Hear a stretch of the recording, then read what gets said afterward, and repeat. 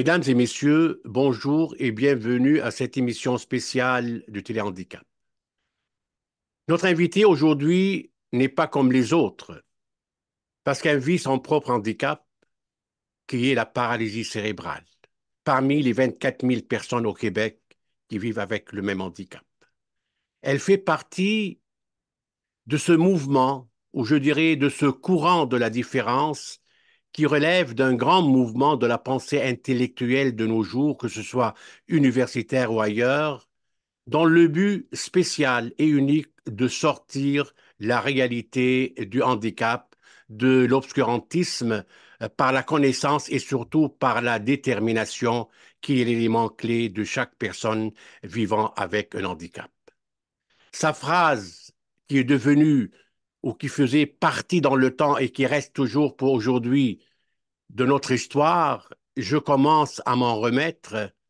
C'est c'est la phrase de notre invité spécial aujourd'hui et que j'accueille chaleureusement et j'ai nommé docteur Élisane Pellerin, que je salue et je vous souhaite la bienvenue. Comment allez-vous, docteur Pellerin? Ça va bien vous-même? Ça va bien. C'est un grand plaisir pour moi de vous accueillir aujourd'hui dans notre émission spéciale parce que vous avez laissé vos traces dans tout ce qui s'est passé au niveau du handicap positivement, mais on a hâte d'entendre ce que vous aurez à nous dire aujourd'hui. Donc, Merci, c'est très gentil. avant de commencer nos sujets, parce qu'on aura pas mal de sujets à discuter avec vous dans cette émission, voulez-vous, s'il vous plaît, nous parler un petit peu de votre jeunesse, que ce soit au niveau familial ou au niveau personnel, et surtout de ce premier contact avec votre handicap qui représente, je pense, pour vous, une des plus belles qualités de votre vie. On vous écoute. Mais en fait, je suis née dans une famille tout à fait traditionnelle là, de la classe moyenne. Donc, j'avais deux frères aînés. J'étais la troisième enfant. Le bébé, la seule fille d'ailleurs. L'appareil cérébral, en fait, est arrivé. Donc, je suis née avec l'appareil cérébral, mais on s'est rendu compte qu'il y avait des problèmes donc, autour de 1 an. Et j'ai eu le diagnostic final autour de 4 ans, qui est une paralysie cérébrale avec quadriplégie spastique. OK.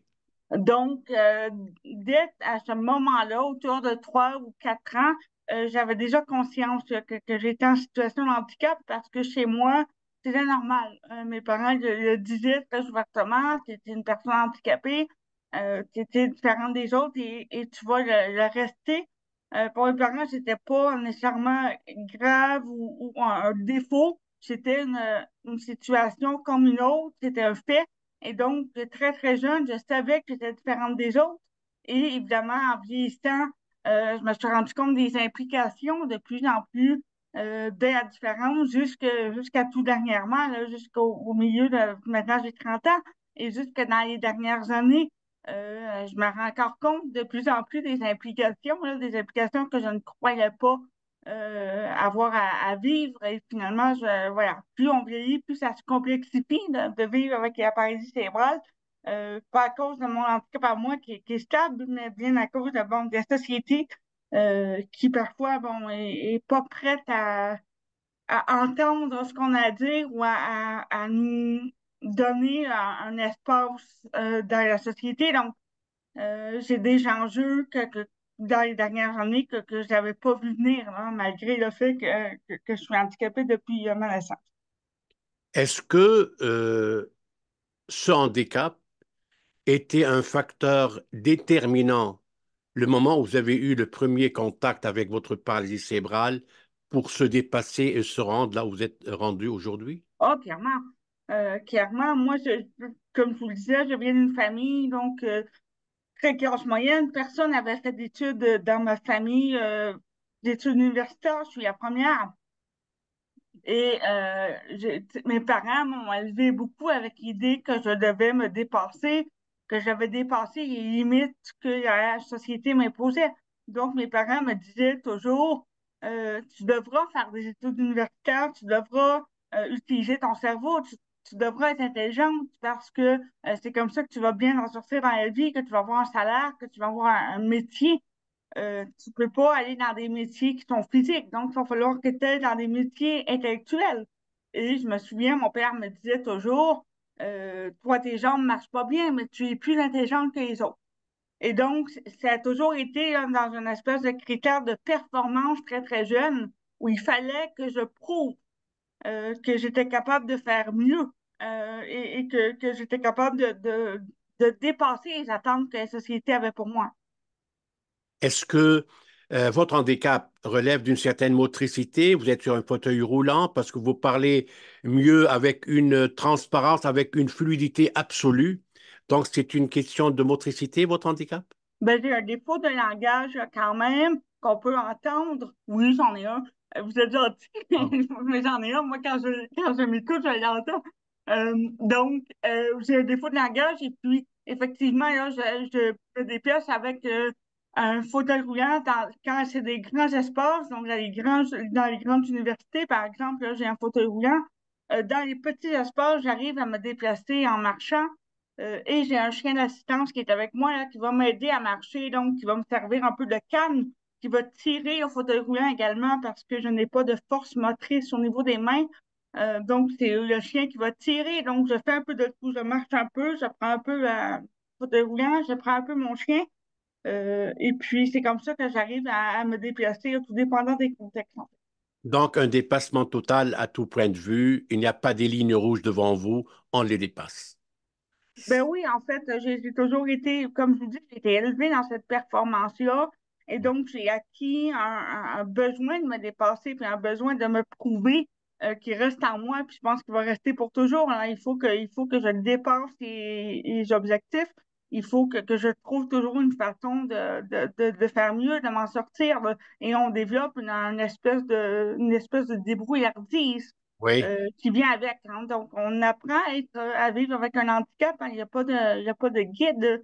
Donc, quand on n'est pas capable de faire quelque chose, il faut réfléchir à une façon d'y arriver, à une façon d'avoir le plus d'autonomie possible. Et dans mon cas, je suis parfaitement autonome, donc j'habite seule et euh, j'arrive à tout faire seule. Donc, il faut trouver une façon pour de déplacer les poubelles, de faire toute la vie quotidienne seule. Et donc, ça s'apprend. On trouve des trucs. Hein. c'est exactement ce qu'on appelle le sens de la débrouillardise. Oui, voilà. Exactement. Maintenant, on va aller dans un autre sujet. Vous êtes titulaire d'un doctorat en sciences politiques, dont je suis très fier d'entendre parler de ça. Et vous vous êtes surtout intéressé à des sujets phares, dont le racisme, l'immigration et surtout l'inclusion. Oui, Ma question, pensez-vous que le Québec fait partie aujourd'hui de ces grandes sociétés qui accordent une importance spéciale à ces trois sujets? Je vous écoute. bon. On est dans une société, je pense, qui a ses limites en termes d'inclusion. On fait mieux qu'ailleurs. On n'est pas les meilleurs, on n'est pas les pires. OK? Donc, et souvent, on dit oui, mais bon, on est meilleur que tel pays. Comme si c'était une compétition, oui, on est meilleur que certains pays. On est plus avancé que certains pays qui sont moins développés. Dieu merci, d'ailleurs. Oui, Mais est-ce qu'on est une société extrêmement inclusive? Moi, je vois des limites. Je vois des limites importantes. Après, bon, c'est mon travail aussi de voir des limites et de les nommer. En sciences politiques, c'est ce que je fais. La société n'est pas parfaite et la société n'est pas aussi inclusive qu'on veut le faire croire. Que ce soit avec les personnes en situation de handicap, que ce soit avec les personnes racisées avec lesquelles j'ai beaucoup travaillé. On a encore beaucoup de limites, on a encore beaucoup de préjugés à dépasser. Et je pense qu'il faut le nommer, il faut s'en rendre compte. On a fait un bon bout de chemin. Il y a encore du chemin à faire et je pense il faut savoir le dire. Il faut le reconnaître qu'on a des préjugés en tant que société, qu'en tant que société, on devrait être rendu plus loin que ça et qu'on doit porter d'autant plus attention à ces sujets-là. Et des fois, j'entends comme si le travail était fait. On est une société inclusive, le travail est fait, tout ça. Et donc, c'était plus un sujet prioritaire parce que le travail avait été fait dans ces zones-là. C'est tout à fait faux. N'importe quelle personne en situation de handicap, n'importe quelle personne racisée ou autre personne qui est marginalisée dans la société va vous dire qu'il y a énormément de travail à faire encore et qu'on vit des situations d'exclusion sociale, oui. d'exclusion à l'emploi, d'exclusion au logement. de façon très, très répétitive. Ça nous arrive de façon fréquente. Donc, tu sais, je ne pense pas qu'il faut regarder la vie en rose et se dire qu'au Québec, on est ô combien une société inclusive. On n'est pas si mal, mais on peut toujours faire mieux, bien sûr. Vous savez, votre réponse, elle est juste. Je le pense toujours, que le Québec est une des meilleures sociétés au monde au niveau du handicap et de l'inclusion. Je ne vous le cache pas.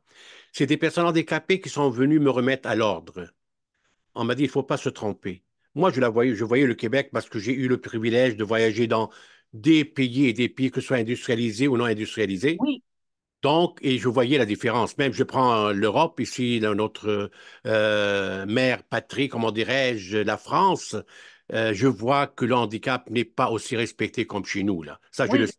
Mais clairement. quand j'ai eu cet événement de réponse qui est venu me secouer, de ne pas se tromper, qu'on est encore un petit peu ce que vous venez de dire d'ailleurs, au niveau de l'inclusion, et comment on voit notre voisin qui est handicapé. Il faut savoir, il faut aller d'une autre façon pour le voir et lui parler, parce que c'est une identité égale à nous autres. Donc, il y a encore quelque chose, d'après vous, à faire au Québec Oui, pour...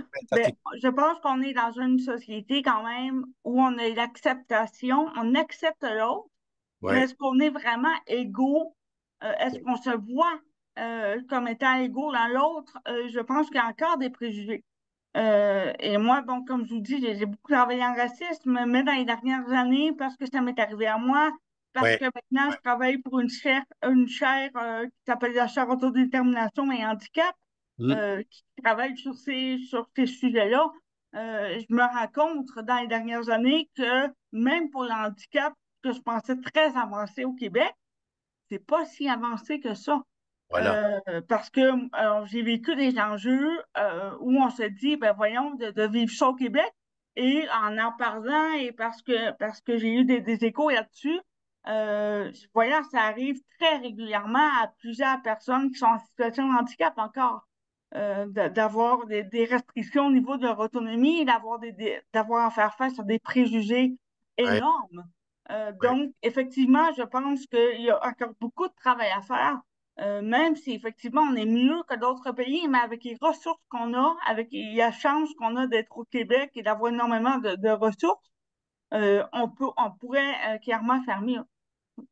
Mais vous avez prononcé le mot racisme et vous me ramenez immédiatement à ma prochaine question qui m'a allumé un petit peu de ce qui se passe, ce qui s'est passé avec vous, avec votre phrase lumineuse, je dirais, je commence à m'en remettre, a fait le tour, cette phrase, du Québec et probablement ailleurs, si ma mémoire est bonne. Maintenant, j'étais parmi ceux et celles qui vous ont contacté dans le temps où vous avez eu cet accident pour vous supporter en parlant directement au gérant de l'hôtel.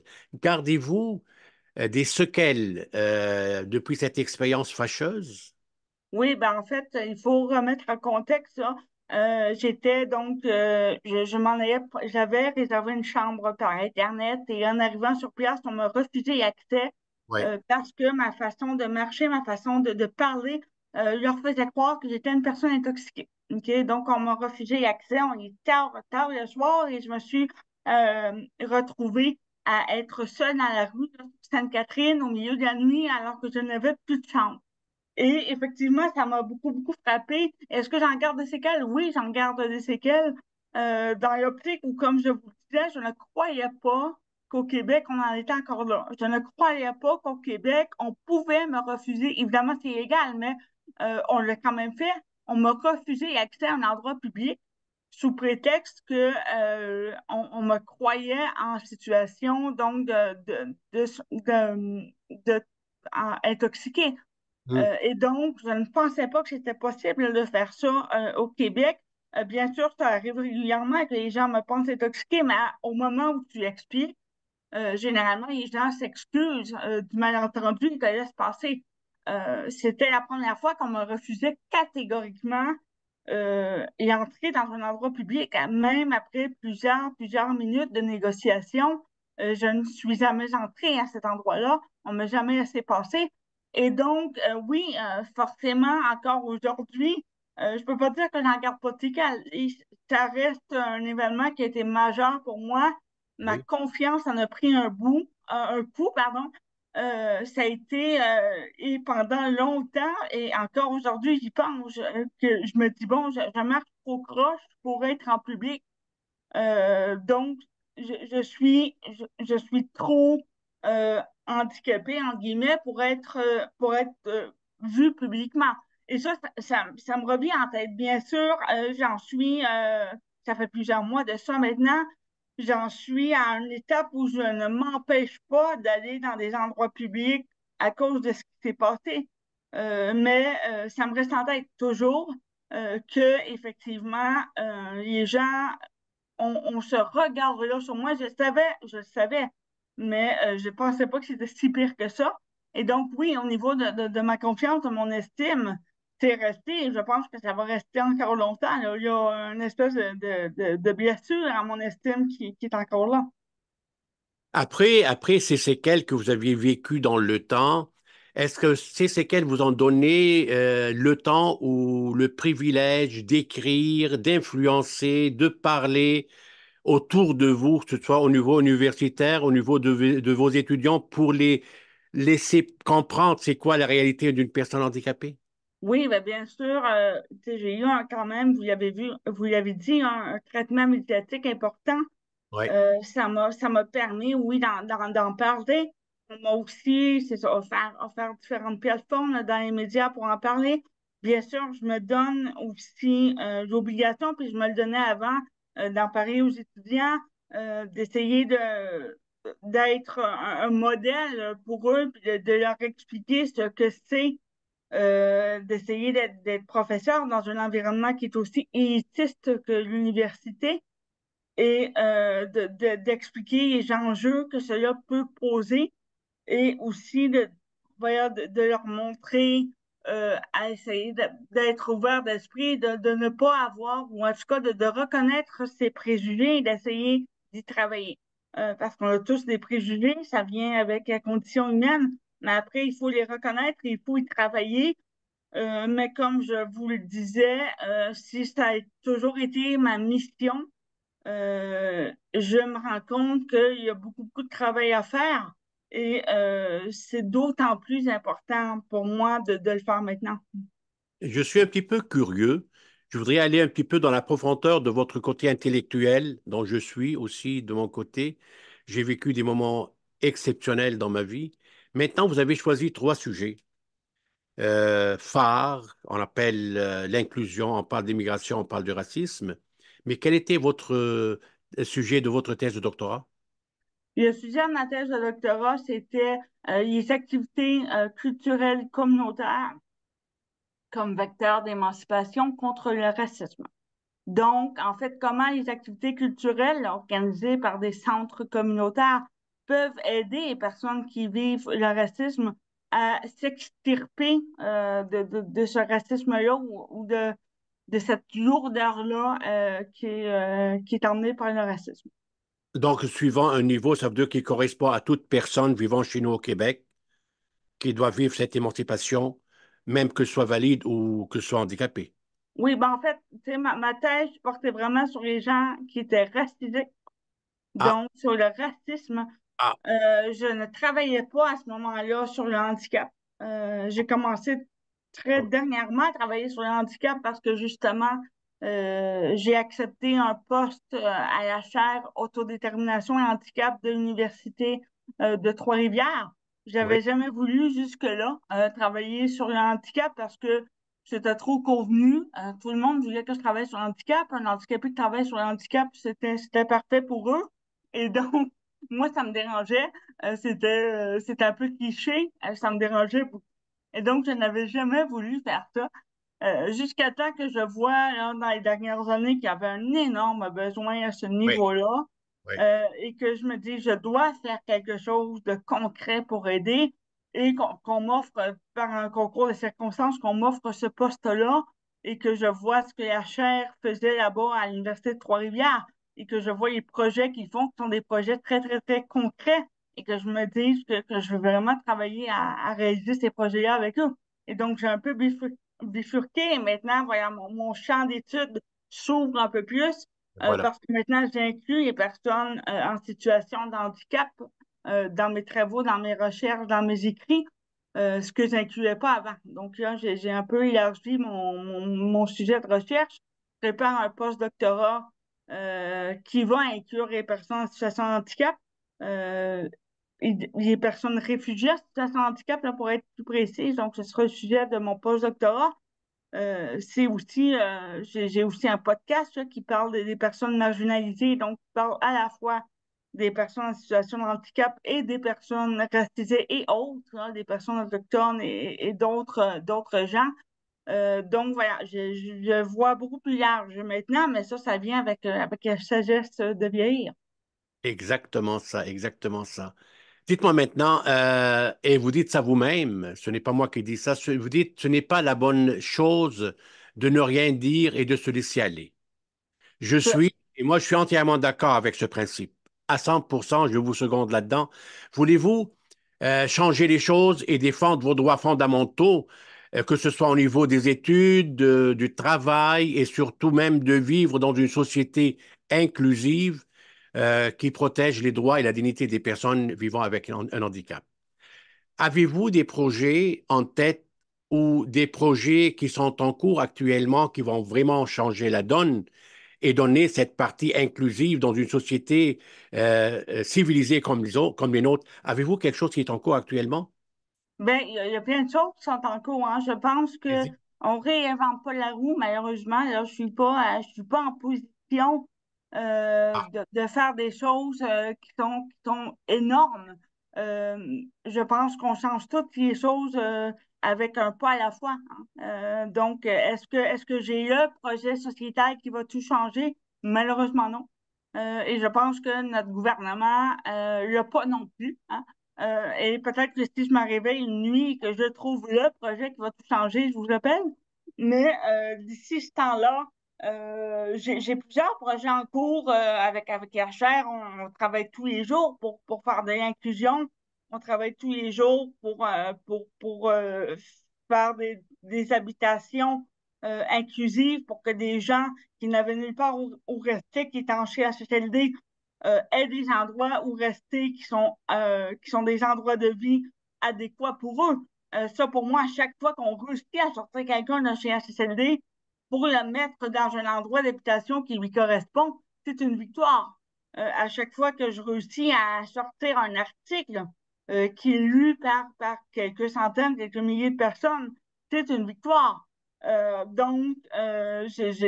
Vous parliez du podcast. J'ai un podcast quand même qui est écouté par plusieurs centaines, peut-être milliers de personnes, je ne sais trop.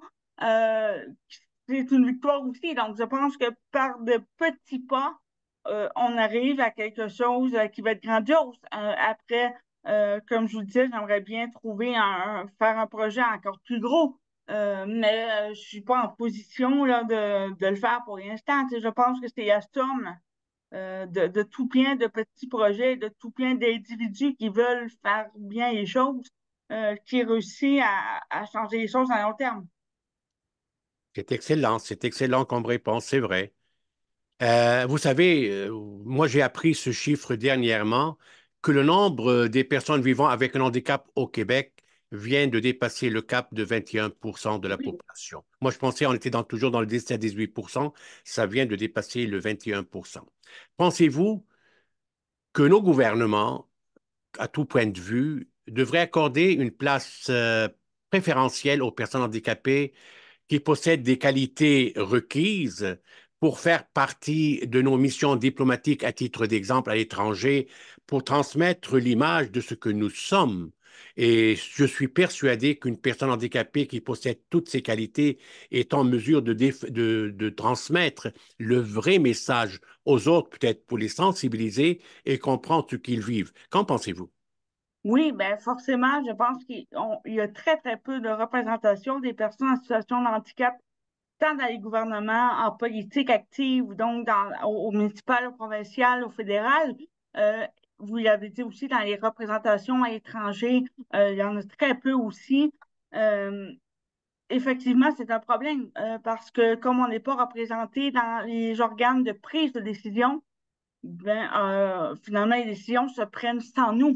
Ça, c'est un problème. Et même s'ils essaient de bien faire, quand c'est pas une personne en situation de handicap qui réfléchit pour les besoins d'une personne en situation de handicap, on échappe la balle. Très, très souvent. Et malheureusement, après, on réfléchit. On se dit, mon Dieu, mais la personne qui a pensé à ça était ingénieur. Il avait de très, très hautes études. Mais malheureusement, elle n'était pas en situation de handicap. Et donc, ne pas penser à quelque chose qui, pour moi, est tout à fait évident parce que je le vis à tous les jours. Donc, bien sûr, on a un grave manque de représentation au niveau politique qui est un problème, clairement. Et non seulement c'est un problème au niveau des prises de décision parce qu'on n'est pas pris en compte, mais c'est un problème au niveau de la représentation qu'on fait à la société parce que la société pense encore que les personnes en situation de handicap, c'est des personnes qui vont sur le bien-être social, qui restent sur le bien-être social, qui coûtent de l'argent à la société et finalement qui deviennent un fardeau social. Alors que c'est pas ce qu'on veut. On veut travailler, on veut montrer qu'on a du potentiel. Et il faut montrer une image qui est différente que l'image de la victimisation de la pauvre personne en situation de handicap qui attend dans son salon en recevant son chèque du gouvernement. Il faut sortir de ça.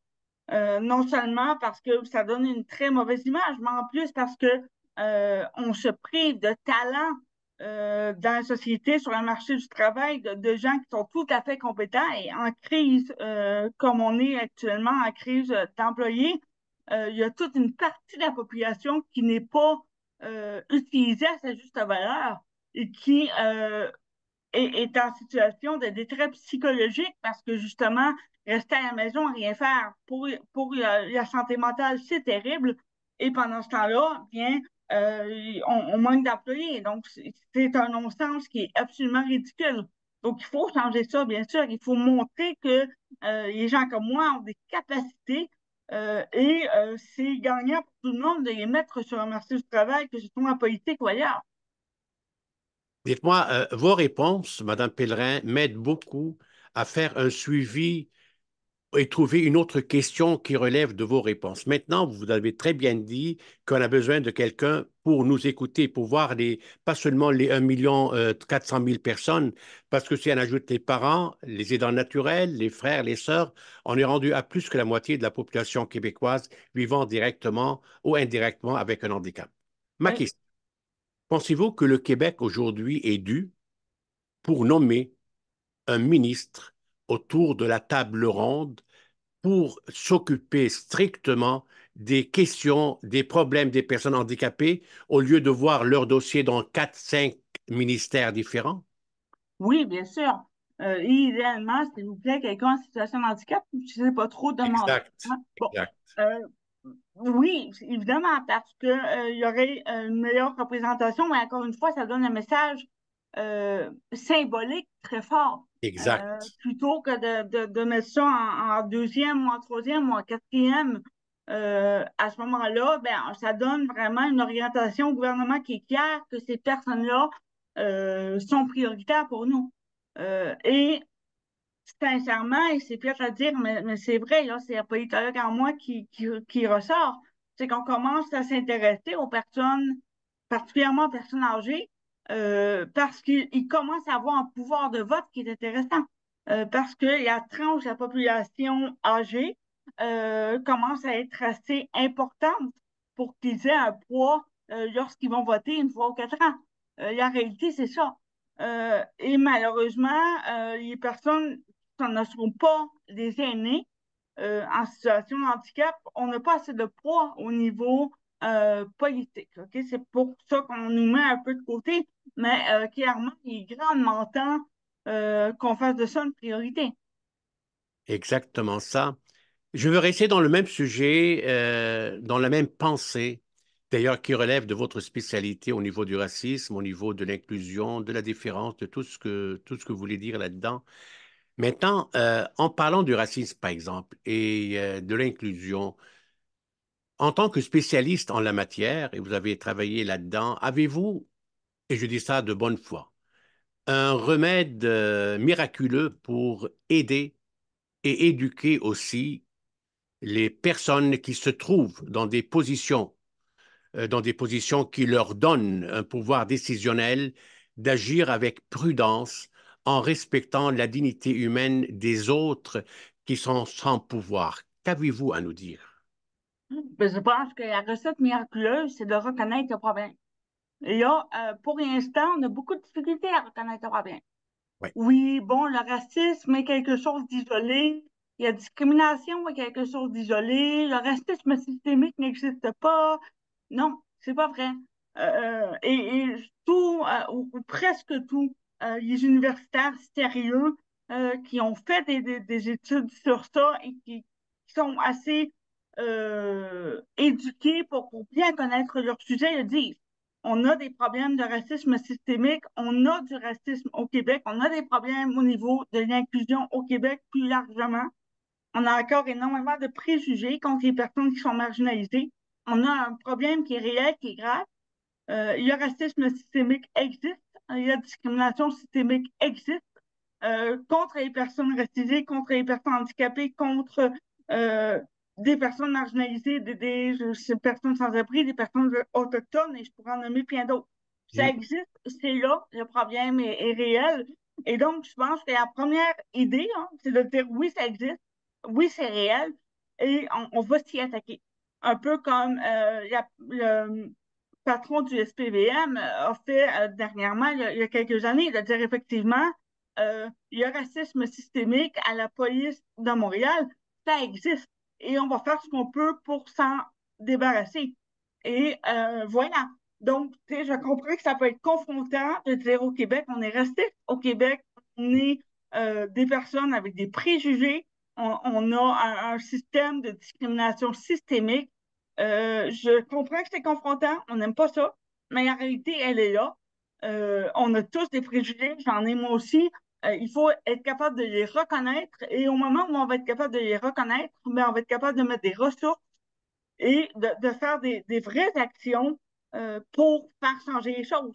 Tant qu'on se ferme les yeux et qu'on fait semblant que ça n'existe pas, ou que c'est des cas très, très isolés qui ne valent pas la peine qu'on s'y attaque, il n'y aura pas de changement. Et malheureusement, des gens meurent. Des gens ouais, meurent de ça, c'est grave. Donc, il faut arrêter de se voiler les yeux puis de faire comme si au Québec, la discrimination n'existait pas. Ça existe, c'est systémique, c'est dans le système. Ça ne veut pas dire que tous les Québécois sont racistes, pas mais du ça veut tout, dire pas que du le tout. système Aucune. québécois, de Exact. la façon dont il est monté présentement, euh, provoque du racisme et qu'il faut changer notre système en profondeur pour qu'on soit capable de changer les choses de façon définitive. Donc, je pense que la recette miraculeuse, ou du moins la première étape, c'est de reconnaître qu'on a un véritable problème. Exactement ça. Et moi, surtout, jamais j'oserais dire sur la population québécoise avec son cœur ouvert, même on sait très bien, durant une tempête de neige, on s'arrête pour aider les autres, là. Oui, Ça, c'est une question. Mais je parle des gens qui ont un pouvoir et qui en profitent de cette position pour prendre des décisions parfois unilatérales, mais sans aucune autre forme de pensée. C'est dans ce sens que je dis, que j'ai oui. posé ma question Et là. même si tout le monde n'est pas raciste, parce que il y a une grande majorité des gens n'est pas raciste, il faut quand même se rendre compte que des préjugés, tout le monde en a. Jusqu'à un certain niveau, on a des idées préconçues sur lesquelles il faut travailler. Des fois, c'est positif, on peut avoir des biais, ce qu'on appelle des biais positifs, on peut avoir des biais négatifs, on en a tous. Donc, c'est pas non plus de se taper sur la tête et de se condamner en tant que peuple, mais de voir qu'on a des bons côtés, des mauvais côtés et des choses à travailler et qu'effectivement, la façon dont le système est monté, et c'est vraiment une question de système et non pas une question d'individu, le système est monté de tel fait que les personnes qui sont marginalisées en souffrent. Et les personnes qui prennent les décisions, évidemment, bon, font face à leurs propres limites et font face aux limites du système. Mais voilà, il faut changer ça. Il faut réfléchir à une façon où on peut avoir un système qui est moins débalancé et qui est moins nuisible pour les personnes qui sont marginalisées. Exactement ça. En conclusion, Madame Pellerin, avez-vous maintenant un message inspirant et encourageant euh, à demander au gouvernement de partout, de chez nous et d'ailleurs, pour faire passer le message? et surtout pour faire progresser les mesures de sensibilisation au niveau de la population. On ne parle pas du gouvernement au niveau de la population envers les personnes handicapées pour une société équilibrée. Parce qu'on veut voir le voisin qui regarde son voisin handicapé d'une autre façon, pas d'une façon restreinte. Avez-vous une façon de dire, d'envoyer un message à ces gouvernements pour sortir des choses à envoyer à la population pour la sensibiliser au niveau des personnes handicapées? Ben, je pense qu'on va avoir réussi en tant que société quand, justement, on va voir notre voisin qui est en situation de handicap, qui est racisé, qui est autochtone, euh, peu importe, qui est riche, qui est pauvre, peu importe, quand on va le voir exactement de la même façon qu'on voit toutes les autres. Quand on ne verra plus cette différence-là, là, on va avoir gagné en tant que société. En attendant, je pense que le message que j'enverrai, c'est d'avoir le courage de reconnaître nos faiblesses, de reconnaître nos problèmes et d'avoir le courage d'adresser ces problèmes-là pour une vision à long terme plutôt qu'une vision sur 4 ans ou sur 2 ans quand c'est un gouvernement minoritaire. Donc, d'avoir le courage de sortir des sentiers battus et de faire les choses autrement pour arriver à des changements qui sont significatifs à long terme. Ça va prendre quelqu'un quelque part qui va sortir des sentiers battus, qui va avoir le courage d'être à contre-courant malgré tout ce que ça implique et qui va devoir le faire. Docteur Pellerin, je vous remercie pour cette collaboration vivante et cette générosité enrichissante à Téléhandicap.